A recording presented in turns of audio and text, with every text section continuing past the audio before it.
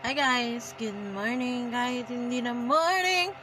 Okay, I'm kind of busy right now because I am coloring. Hindi lata, pero may kulay yan te. Ayan o, tingnan may pula.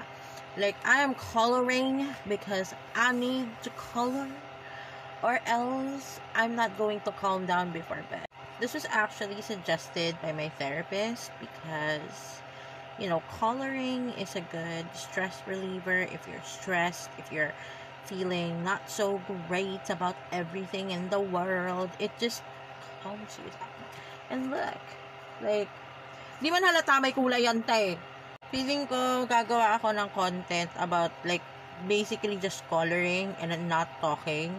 Kasi, itong part na to, like, this one to here,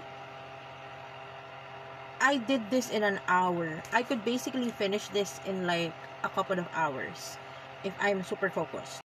Nung una, I tend to color outside of the line. Like, I'm gonna be honest, like, I do that shit.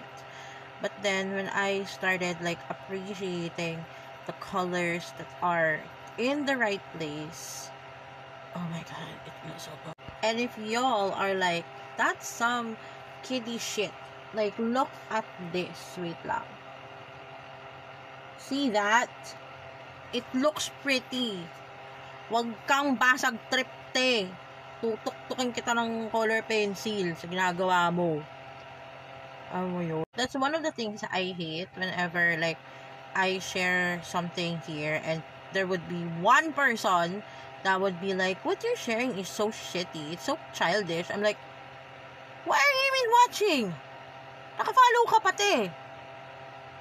Para kang para kang others. My God. Like, seriously, if you're going to hate on someone and what they're doing and you're still watching, my God, ikaw dapat ang kailangang magpa-therapy, te. You need therapy in that situation. Basta ako dito nagko-color ako, masaya ako, period. Hindi ko na in-name drop kung sino yung taong yun, pero when this person made that comment, I'm like, who hurt you? Honestly, who did? Sasaktan ko for you.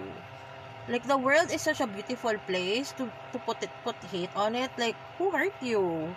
I'll hurt them for you. My God. Like, seryoso, after that person who commented something negative kept commenting, like, really hurtful things on my days. And I was like, you know what? Yun ang trip mo, go. Pagbibigyan ka to sa trip mo. Gusto mo yun eh. Ako kasi, I have this belief that there are people who hurt other people because they are also hurt. Okay? So, what would be your response to it? Of course, you can respond negatively back, like saying, let me punch you, but what's, going to be the outcome? But then, if you respond to this person on, like, a caring tone, like, are you okay? Do you need someone to talk to? Sometimes, that could change for the better. But on other times, pag ang tao full of hate na lang talaga sa puso, hayaan mo na lang. Trip niya yun. Doon siya masaya.